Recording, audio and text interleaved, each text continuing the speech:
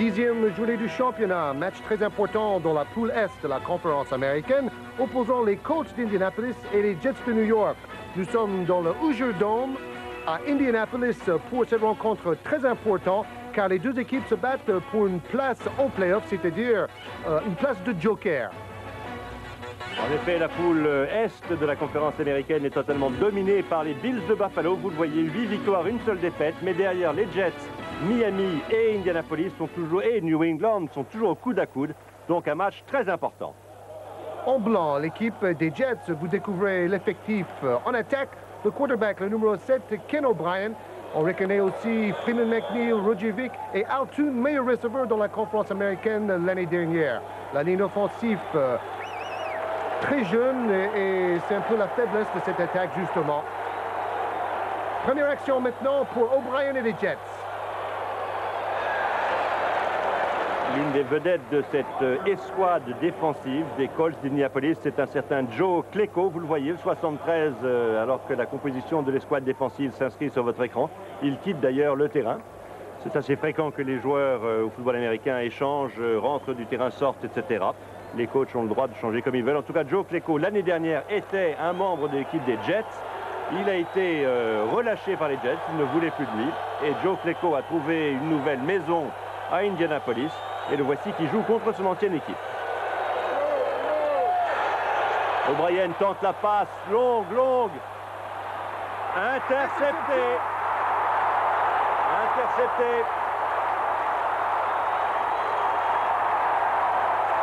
So good. Et qu'est-ce que c'est bon cette interception pour lancer l'équipe d'Indianapolis.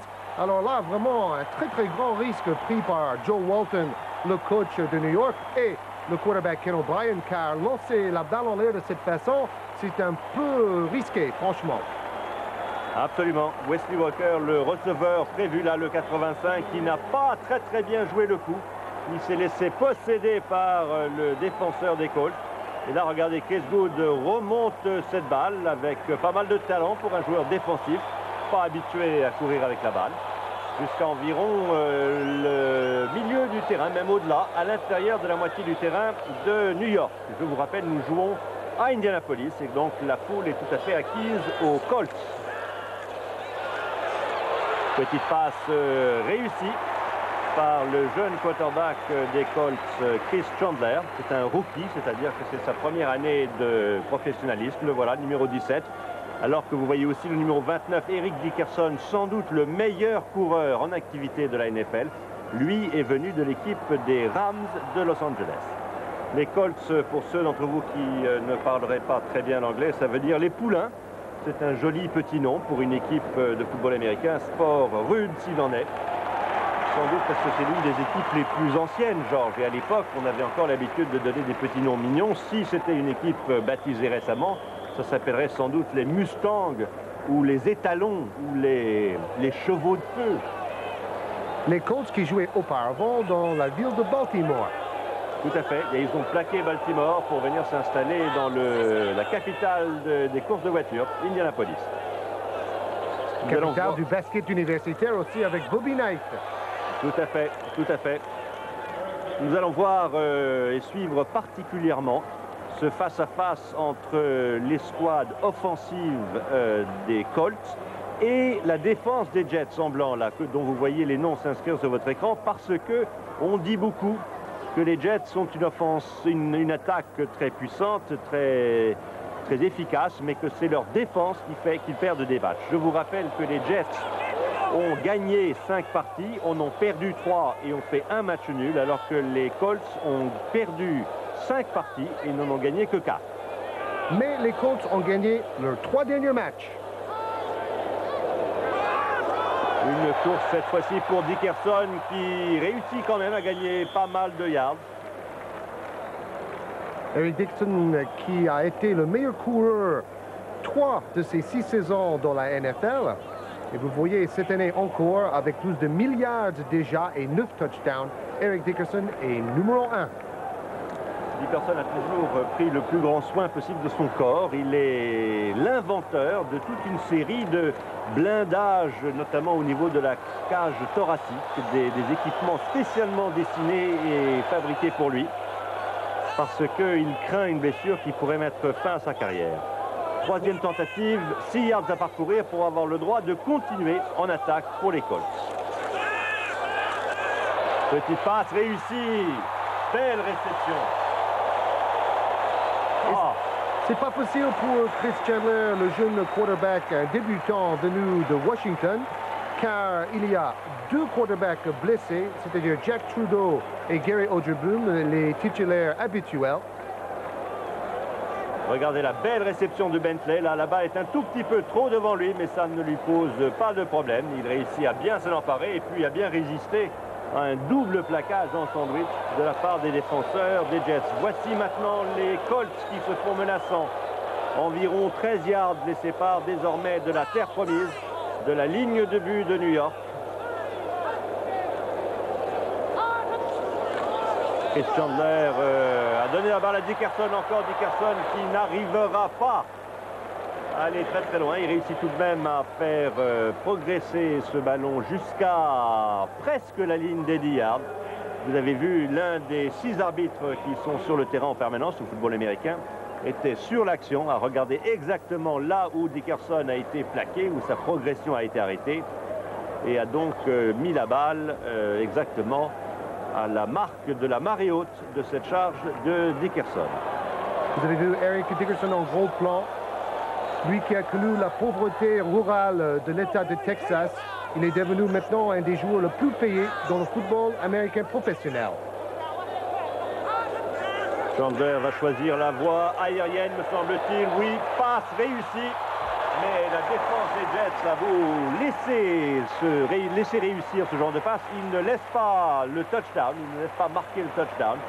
Et Bill Brooks s'en est bien emparé, mais n'a pas pu transformer cette réception en touchdown. En tout cas, ça chauffe dur. Et dans son dernier match, ce receveur a gagné plus de 100 yards avec seulement 3 réceptions.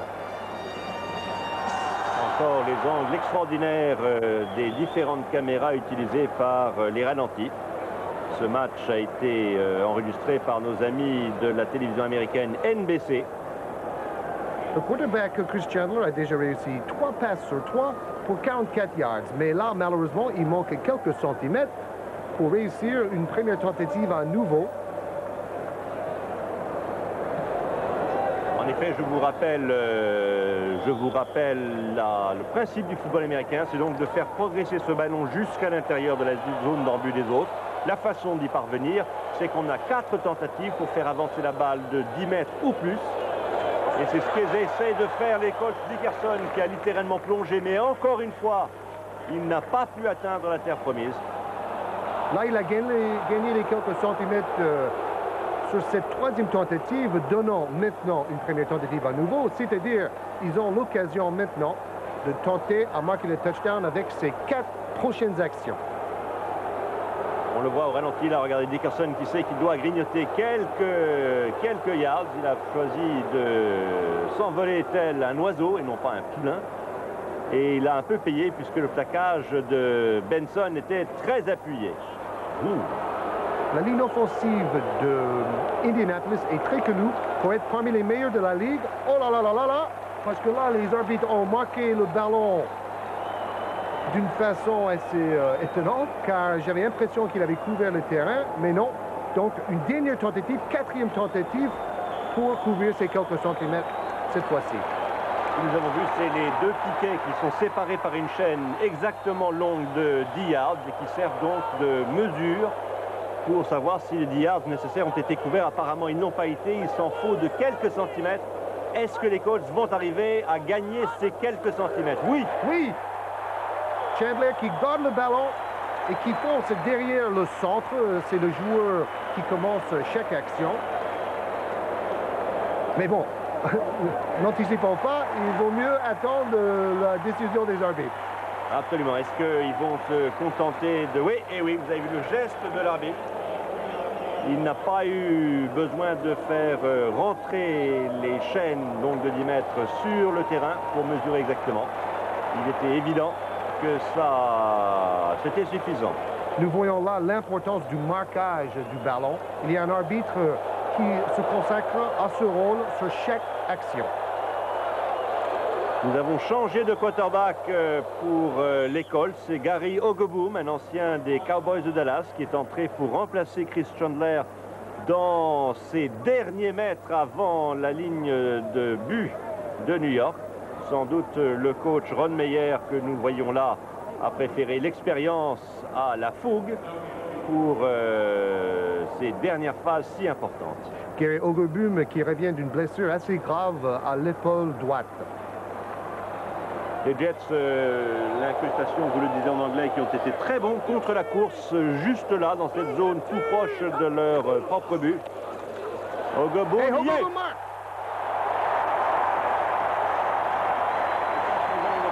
Hey, Georges, nous allons voir que Ogeboom a très bien feinté une passe latérale à Dickerson. Pas mal de défenseurs des Colts sont partis, des Jets sont partis suivre Dickerson, ce qui a permis à Ogeboom d'y aller lui-même. Vous voyez la protection supplémentaire qu'il porte sur ses épaules, mais ça ne l'a pas gêné pour marquer ce premier touchdown pour Indianapolis.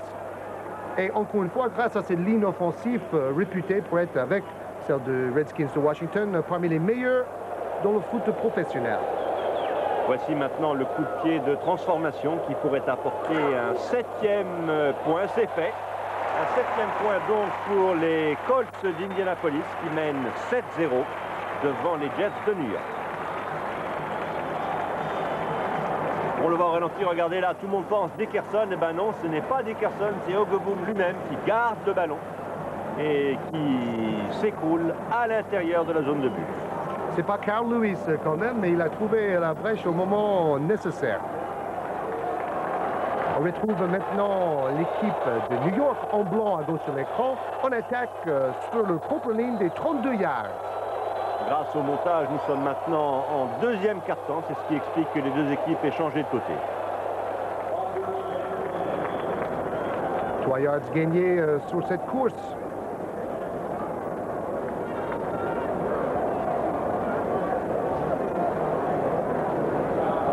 Donc, on vous a dit au début de match que l'importance de cette rencontre, c'est d'essayer de gagner les points nécessaires pour récupérer le joker à la fin de la saison, vu que, c'est vrai, Buffalo domine la poule des têtes et des épaules.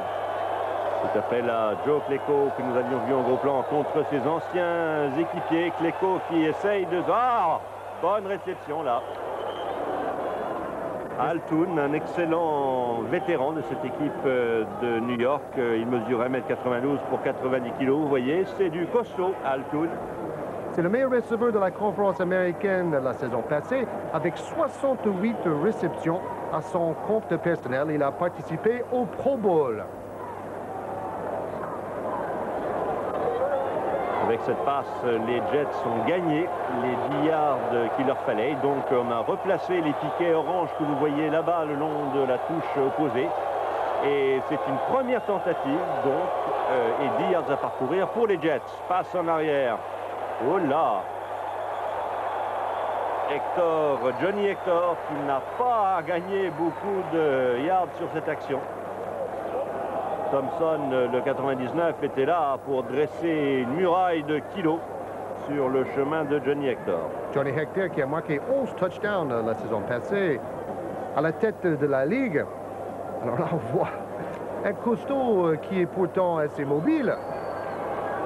C'est très important pour ces grands mastodontes de pouvoir bouger aussi afin d'ouvrir les brèches pour les coureurs. Les Jets toujours à l'attaque. Ken O'Brien a donné encore une fois la balle à un coureur, Freeman McNeil. Presque sur la ligne des 50 yards. Je vous rappelle qu'un terrain de football américain mesure 100 yards avec des divisions tous les 10 yards, ce qui fait ressembler un peu à un grill. C'est d'ailleurs le nom en argot pour un terrain de football américain, the grid, la grille. Et que de part et d'autre de la ligne médiane, dans le sens de la longueur, vous avez donc ces petites hachures qui signifient que c'est entre ces hachures que l'on remettra la balle en jeu. Même si le joueur est plaqué près de la ligne de touche, eh bien, oh, belle passe réussie. Et quand on a vraiment besoin de réception, on fait appel à Altoon. Là, il y avait une troisième tentative, obligation de gagner 5 yards afin de continuer en attaque. C'est réussi. On peut signaler que si cette saison, ces deux équipes traînent au milieu de classement, l'année dernière, Indianapolis a gagné la poule avec 9 victoires en 15 matchs. Le talent particulier de Altoun, c'est d'abord la régularité avec laquelle il parcourt les itinéraires qu'il est censé suivre, parce qu'il y a donc entente entre le quarterback et le receveur pour savoir exactement où sera le receveur au moment où le lanceur va passer la balle. Encore une bonne passe réussie là pour notre ami Toon. Festival, Altoun en ce moment, vous avez vu en incrustation que dans les 44 matchs où il a été titulaire, il a attrapé au moins 3 passes chaque fois. Quelle constance! Regardez Georges, la bonne défense dont dispose O'Brien. Là, il a le temps d'attendre que Altoun puisse se libérer du marquage. On suit là, caméra isolée sur Altoun. Regardez, il passe tranquille et hop, il tourne, il sait que la balle est déjà en l'air et il la capte sans problème. Défense de zone pratiquée par Indianapolis et malheureusement, il y avait quand même un gros trou entre les deux zones. O'Brien va encore choisir la voie aérienne. Il a le temps et il a un receveur. Oui. Et non, pas touchdown. Bien tenté, monsieur Freeman McNeil. Il a plongé, mais il était déjà sorti des limites du terrain. Pour la 7e saison de suite, c'est Freeman McNeil, le meilleur coureur à New York, mais malheureusement, il est souvent blessé, ce joueur de talent. On voit que c'est aussi un très bon receveur. Tout à fait, là, il essaye de... Et non. Bien tenté, mais il lui manquait un tout petit peu de largeur de terrain. En tout cas, voici les Jets très, très menaçants. Ils paraissent au bord d'égaliser. C'est fait! Oui! Johnny Hector pour le touchdown. C'est sa spécialité. Le plaisir de Joe Walton, le coach de New York. Et sans doute, après ce point supplémentaire, égalité au score. Bon bloc de la part des joueurs de la ligne offensive qui ont creusé un chemin à travers la défense des Colts pour Hector, qui lui ont permis de marquer. Pourtant, on considère cette ligne offensive assez faible dans son ensemble. Mais pour le moment, ça tient debout. Coup de pied de transformation parfaitement réussi pour New York. Et nous voici maintenant avec une partie égale, 7 partout, un touchdown transformé partout.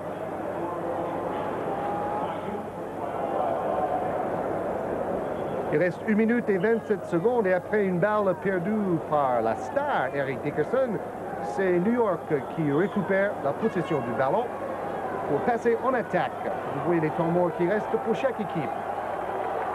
Chaque équipe dispose en principe de 3 temps morts par mi-temps.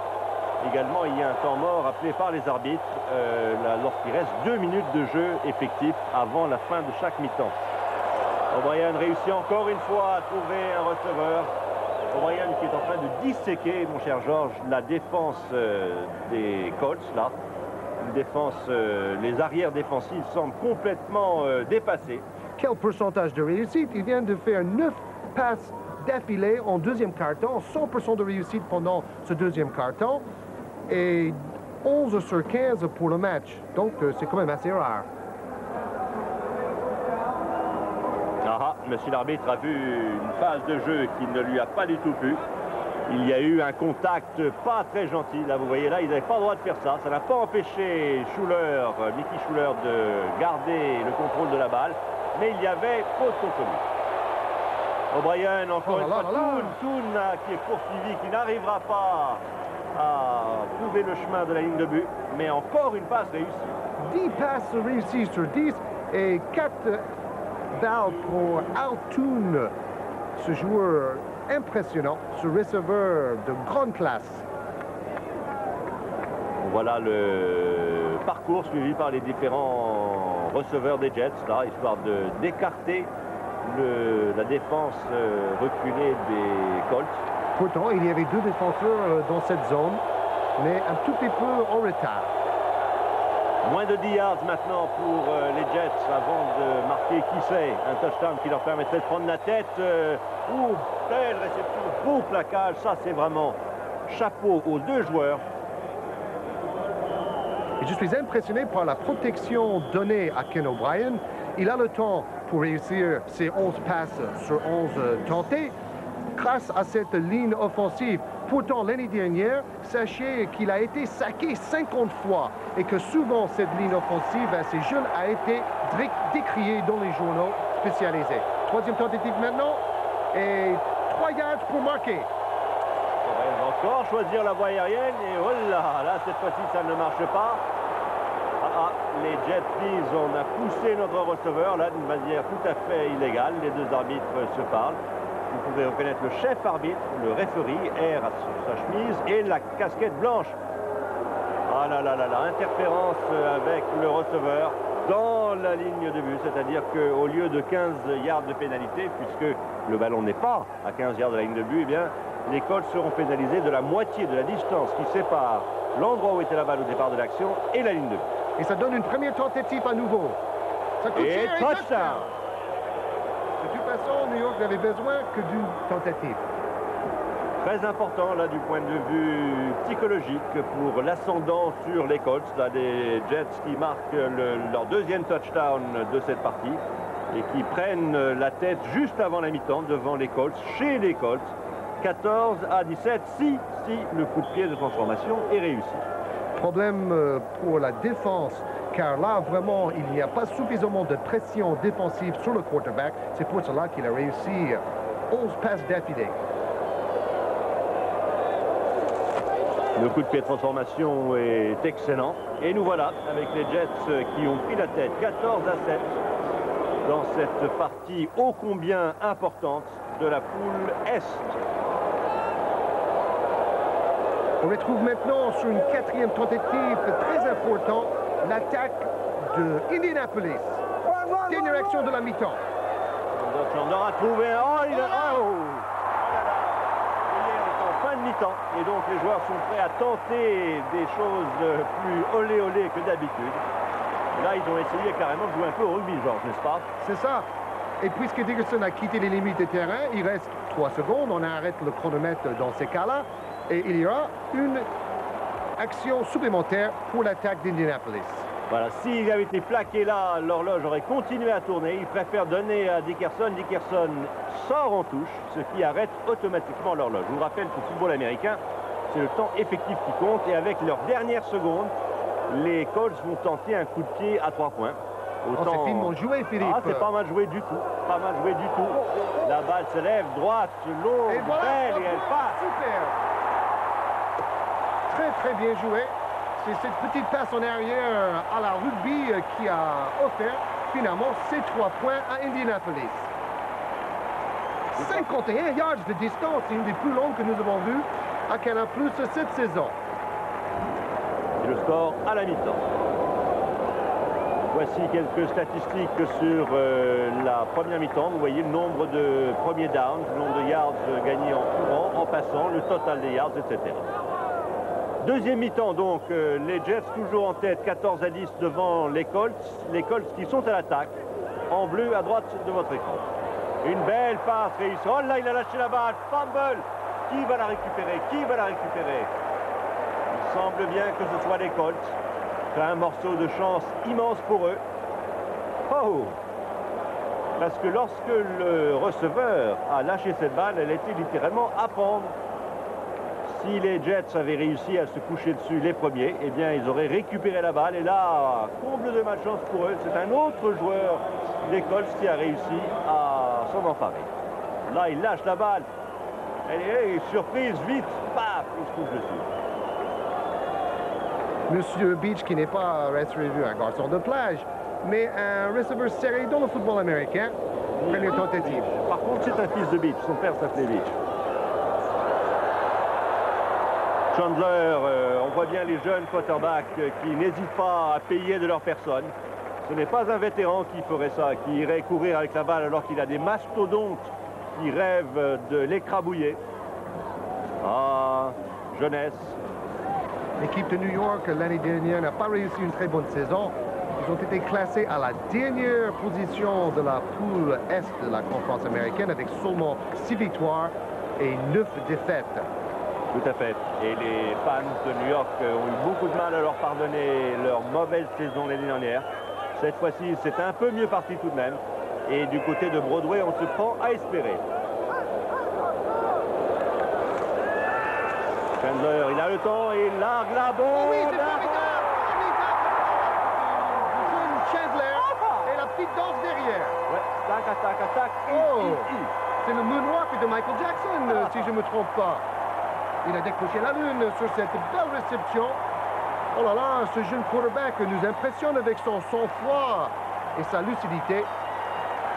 Tout à fait, là, une passe parfaitement calibrée, un peu en cloche, par-dessus les défenseurs et qui retombait juste dans les mains étendues de ce jeune homme si content.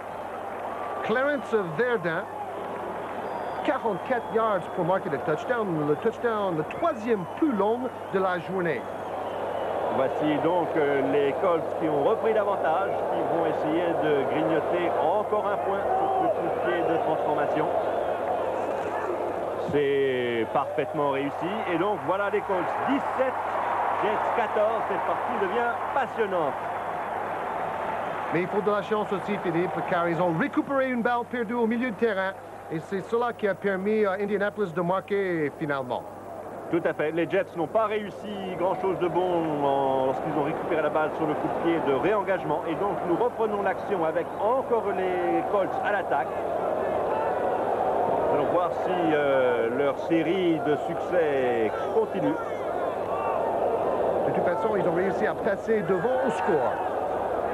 On a encore une balle un peu en cloche, et oh, un peu trop en cloche, trop longue. Bien que son receveur était tout seul. Monsieur l'arbitre-chef se précipite sur les lieux de l'infraction possible, consulte son assesseur. Ah, faute contre les Jets. Monsieur Humphrey là qui dit « Moi, jamais de la vie, je ne vais pas toucher ». Peut-être au ralenti, nous allons pouvoir juger par nous-mêmes de la gravité du crime commis par Humphrey. En tout cas, les arbitres n'aiment pas beaucoup que les arrières défensifs poussent, heurtent, fassent des croche-pattes aux receveurs de l'équipe qui attaque. Ron Meyer, le coach d'Indianapolis, venu de l'université de Southern Methodist dans l'État de Texas, il a réussi une super saison en gagnant la division la saison passée avec Indianapolis. Regardez les pénalités contre les deux équipes. 9 pénalités contre les Jets, une seule contre les Colts.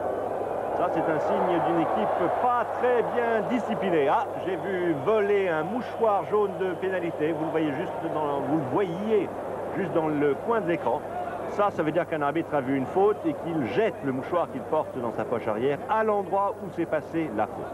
Vous avez parlé de discipline, Philippe. On sait que Ron Meyer d'Indianapolis demande de discipline de fer dans son équipe. C'est pour cela qu'il n'y a qu'une pénalité jusque-là, beaucoup de rigueur. Et ben voilà, là par contre ça va être contre les Colts. Usage illégal des mains de la part du numéro 64 qui a dû sentir que le défenseur des Jets allait réussir à le dépasser, à le franchir l'obstacle qu'il dressait pour atteindre le quarterback et qui donc a voulu le retenir sans doute un petit peu par le maillot et qui a été vu, pris, puni. Chris Chandler, le tout jeune quarterback, c'est sa première saison de pro et il fait un festival cet après-midi sous le toit du Hoosier Dome. Il va encore choisir la voie aérienne s'il le peut et il part tout seul. Il part tout seul. Il y va. Oh oui, super course! Chris Chandler. Il court, il passe et il marque le touchdown. Il a tout pour lui, ce garçon. Ça nous fait penser à la course de Steve Young la semaine passée. La course folle qui a donné la victoire à San Francisco. Bon, là, c'est peut-être un peu moins spectaculaire, mais ça vaut cher. Là, je crois, Georges, que la défense des Jets avait voulu lancer le maximum de joueurs possible à l'assaut du quarterback Chandler pour essayer de le saquer avant qu'il ne puisse délivrer sa passe. Morale de l'histoire, il n'y avait plus personne en deuxième rideau. Et Chandler en a profité pour y aller tout seul. Coup de pied de transformation tenté par Indianapolis.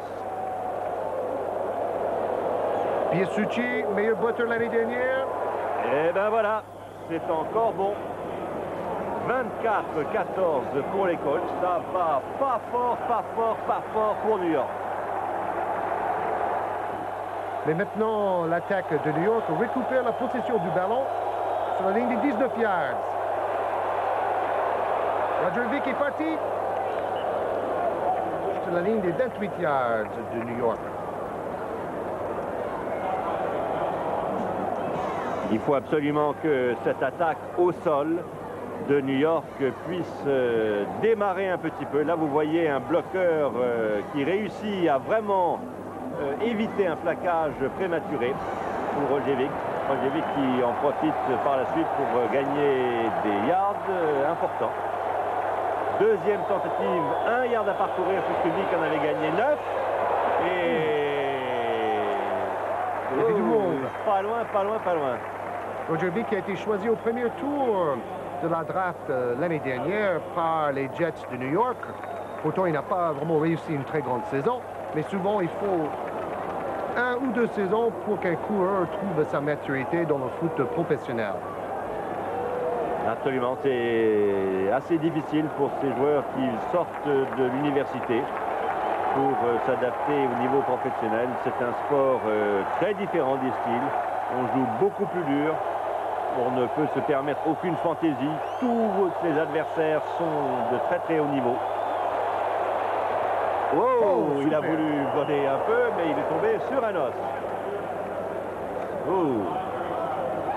Là, il compte un peu les étoiles. Combien est-ce que j'en vois? Comme c'est souvent le cas, là, c'était le défenseur qui a été un peu sonné.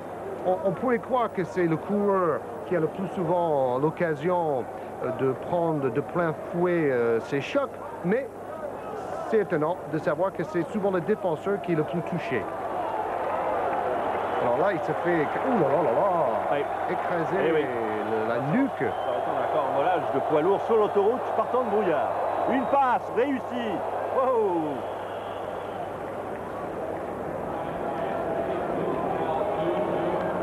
On dit que Kraus, qu'on venait de voir par terre, a cassé dans une saison 6 casques. Eh oui, c'est lui là, le numéro 55, le linebacker des Colts, un joli brin d'homme comme vous voyez. Pourtant, j'ai cru que ces casques étaient incassables, Philippe. Je ne comprends pas. Souvenez-vous, Jim McMahon, le quarterback des Bears, et ses camarades qui avaient l'habitude de fêter un touchdown en s'envoyant des énormes coups de casque l'un à l'autre. O'Brien cherche un receveur, la balle est, est interceptée, je crois. La balle a été bloquée dans un premier temps par un joueur défensif et puis interceptée. Oh, ça va mal pour les Jets. Et Joe Watton, le coach là, doit voir l'avenir en sombre. On va le revoir au ralenti, je pense. On va poursuivre ça. En tout cas, les Colts, eux, sont contents.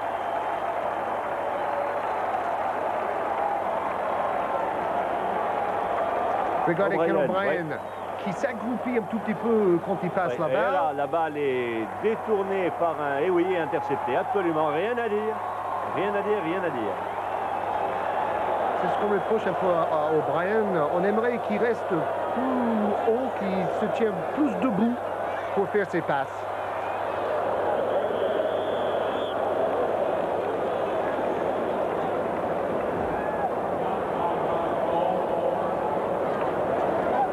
John Hand, 2,4 m, 135 kg. Il aurait fait un bon pivot dans le basketball avec ses mesurations. Le coach John Madden dit que ceux qui deviennent des joueurs de la ligne offensive sont les garçons qui étaient déjà gros et costauds quand ils étaient petits. Alors que ceux qui deviennent des joueurs de la ligne défensive sont des petits qui sont teigneux et qui deviennent grands, gros et forts par la suite. Qui sont donc doublement dangereux, dit-il. Chandler, la bombe encore une fois, la longue passe est interceptée dans la zone de but. Ce qui fait que la balle reviendra aux Jets sur leur propre ligne des 20 yards. Oh, que se passe-t-il? Quoi? Et l'arbitre se précipite. Ça n'a pas l'air bon pour les Jets, ça. Il y aurait interférence. En tout cas, on a vu un mouchoir de pénalité par terre, là, sur la ligne de but, quasiment. Les arbitres se consultent. Qu'est-ce que tu as vu, mon cher Phil Judge? Oh, j'ai vu des choses affreuses. L'arbitre Ben Drive en père spirituel. Le head linesman HL écarte un joueur qui voulait écouter ce qu'il disait dans la conférence arbitrale. Il se déplace lentement vers la discrétion du bord de touche. Et l'arbitre chef va nous annoncer. Interférence de passe contre lui. Vous avez vu, oh, il n'est pas content. Oh, il va casser un casque. Il va casser un casque. Franchement, sur la première vue, j'avais pas l'impression. Georges a raison, nous allons le revoir. Alors, est-ce que le 48 commet une faute d'interférence avec le receveur? Nous allons le voir. La balle est en l'air. Il a poussé un tout petit peu avec sa main droite, c'est vrai. Oui. Oui, il le pousse peut-être un petit peu là quand même. Ouais. Oh, mais franchement, c'est sévère, c'est sévère. Ouais. Alors peut-être là, Georges, peut-être là, sur cette action-là, ils vont avoir recours aux télévisions.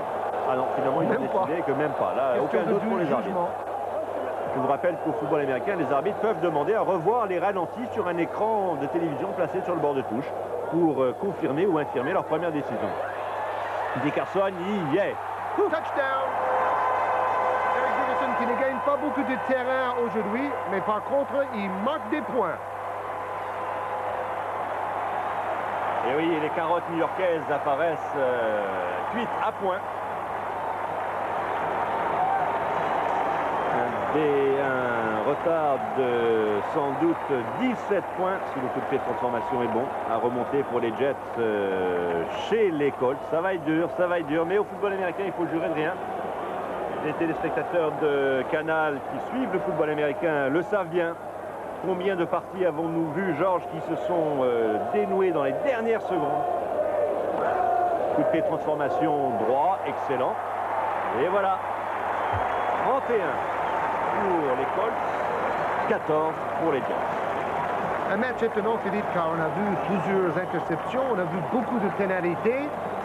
Un match avec un grand enjeu, tout simplement. Et oui, là, nous revoyons le touchdown de Dickerson. C'est ça ce qui fait sa qualité à Dickerson, c'est que même à moitié plaqué, même en perte d'équilibre. Alors là, nous allons revoir de nouveau cette pénalité vraiment qui a coûté 7 points aux Jets. Est-ce qu'il y a eu faute? Voilà, là, il écarte avec le coude et la main, mais franchement, au niveau de ces pénalités d'interférence, nous avons vu pire. Oui, absolument. Ils n'ont pas été sifflés en plus. Et là, le mouchoir de pénalité que nous avons vu rapidement traverser le cadre de l'écran a été jeté avec un certain temps de retard.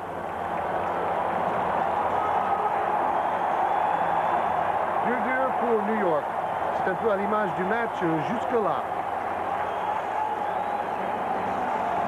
Coach Meyer, lui qui a été viré carrément de l'équipe de New England il y a quelques saisons, malgré avoir gagné 5 matchs en 8 rencontres, il était pourtant licencié.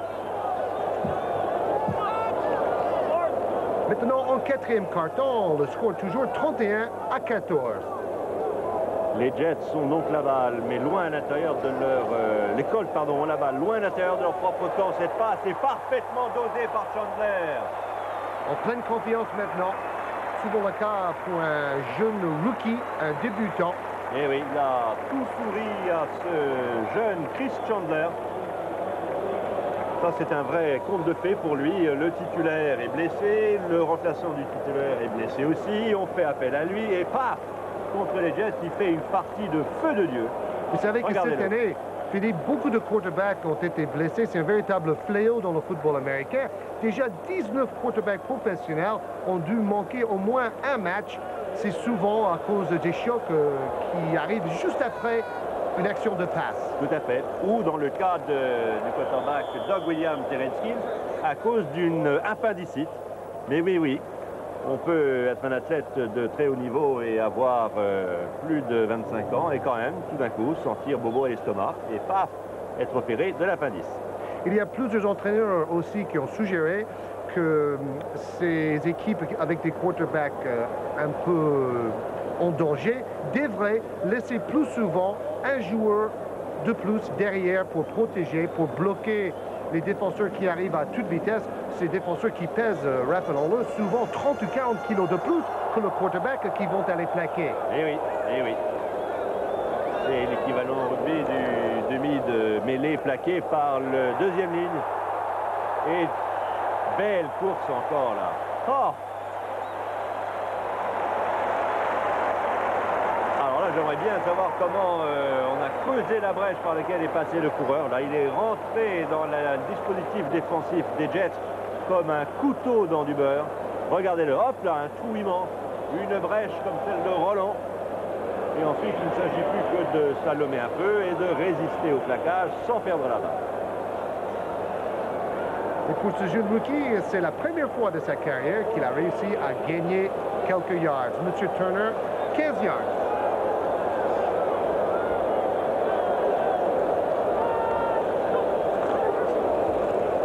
Il a gardé la balle. Non, il n'a pas gardé la balle. Bien joué de la part de ce jeune quarterback Turner qui a remplacé donc Chris Chandler sur le terrain là, puisque l'avance des Colts paraît sans doute suffisante.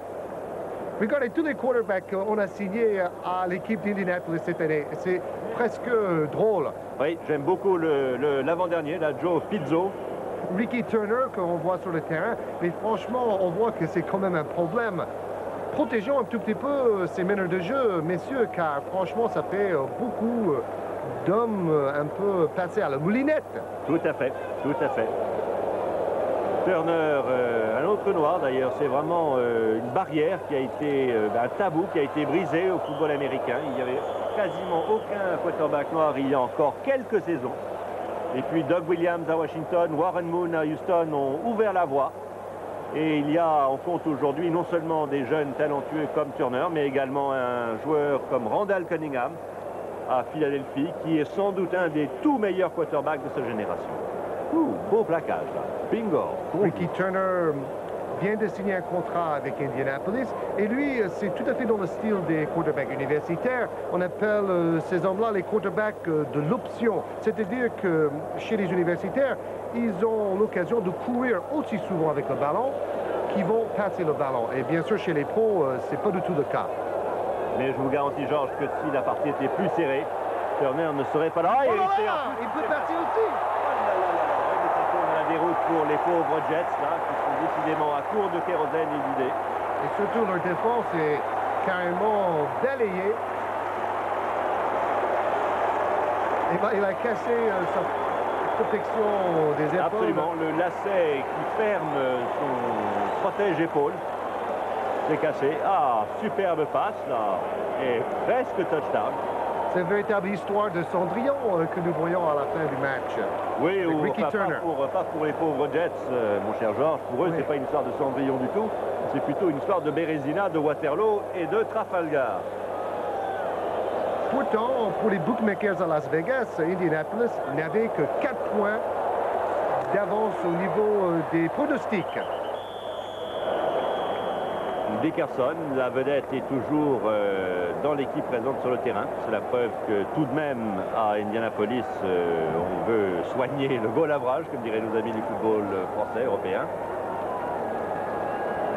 Ah, encore une pénalité contre les Jets. Là, vraiment, on a vu tout à l'heure en incrustation une comparaison. Ça fait 2 pénalités, je crois, pour les Colts, contre 11 jugé contre l'équipe des Jets. C'est un handicap très très lourd pour une équipe qui n'a pas beaucoup d'idées offensives de toute façon. J'ai une anecdote pour vous, Philippe, car on sait que George Bush vient de gagner les élections américaines.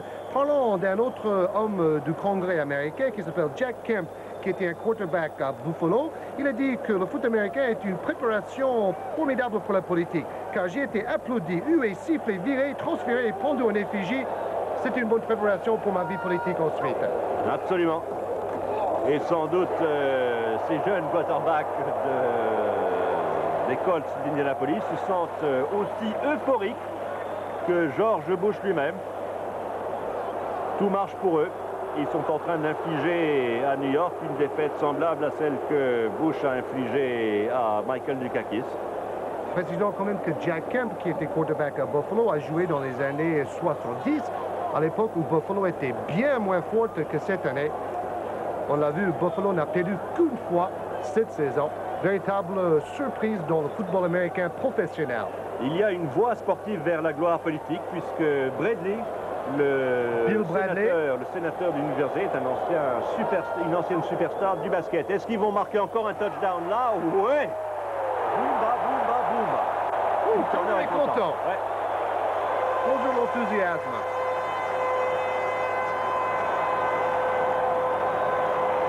Fin de match un tout petit peu anecdotique, disons-le. Et oui, parce que je crois que les Jets là se rendent compte que rien ne marche pour eux, que c'est pas leur jour. Tout ce qu'ils veulent, c'est pouvoir retourner à l'hôtel, se doucher et prendre l'avion pour rentrer à New York et oublier ce dimanche un peu gris sous le toit du Hoosier Dome. Et Joe Walton, le coach de New York, peut se retourner vers le tableau noir car la semaine prochaine, ils vont rencontrer New England dans un autre match très très important pour la suite de la saison. Et 38 points pour les Colts. Belle victoire pour Indianapolis, grande déception pour les Jets de New York. Autre résultat, les Rams ont une après-midi à 3 touchdowns pour Randall Cunningham, le quarterback des Eagles de Philadelphie, et une victoire cruciale sur les Rams de Los Angeles, 30-24.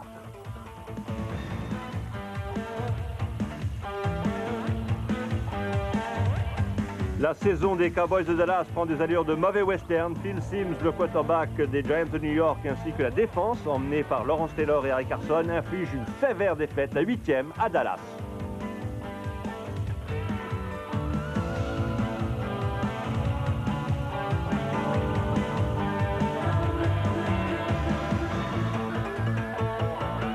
Victoire sans problème pour les Bears de Chicago sur Tampa Bay, 28-10, du beau moqueur malade du coach Ditka.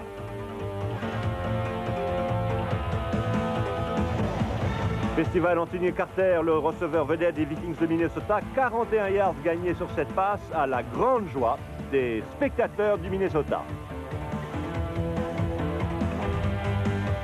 Belle réaction tout de même des Lions de Détroit, mais en vain, comme sur cette interception de Jameson. Score final, Vikings 44, Détroit 17. Voici l'interception de Jameson.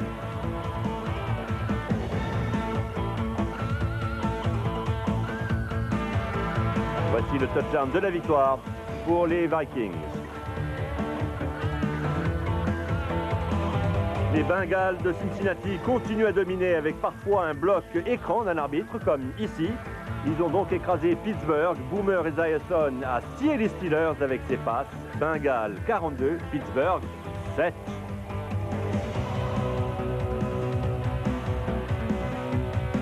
Voici la passe de la victoire pour Cincinnati. Les Patriots confirment leur forme du moment et battent Miami 21-10.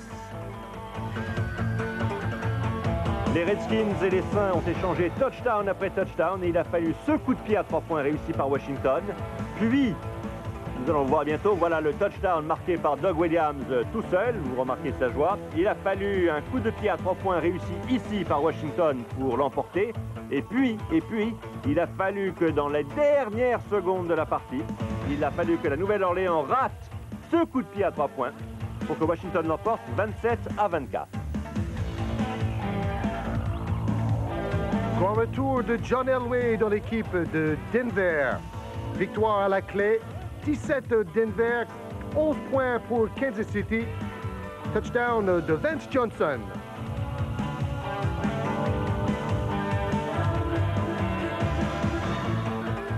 L'équipe d'Atlanta joue de mieux en mieux avec le quarterback Chris Miller. Passe de 45 yards. Réception acrobatique de Gene Lang, un ancien de Denver.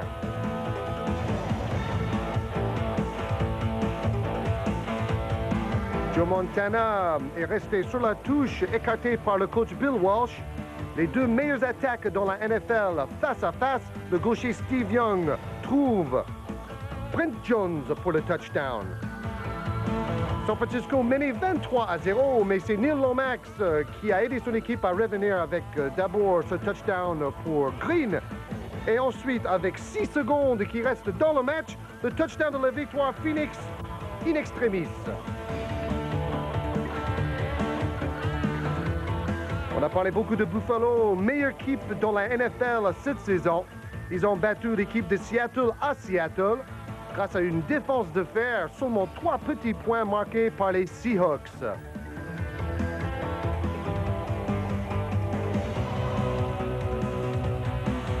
Et dans un match joué tard dans la soirée de dimanche, les Raiders de Los Angeles ont battu San Diego 13-3 dans le début de la Californie du Sud.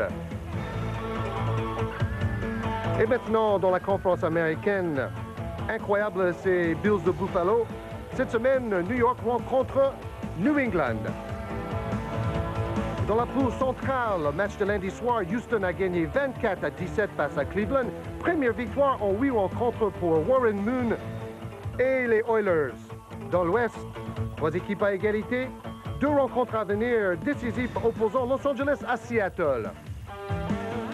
Conférence nationale maintenant à l'Est, la plus dure, dit-on. Les géants Phoenix et Washington sont dans un mouchoir avec Philadelphie pas loin derrière. Dallas est hors d'affaire. Dans la poule centrale, Chicago caracole en tête, Minnesota bien placé pour être l'équipe joker de la saison, du match spécial de fin de saison. Et maintenant, la NFC Ouest, les Rams en tête, mais la Nouvelle-Orléans à égalité et San Francisco juste derrière. Merci d'être resté avec nous. À la semaine prochaine. Au revoir. Au revoir.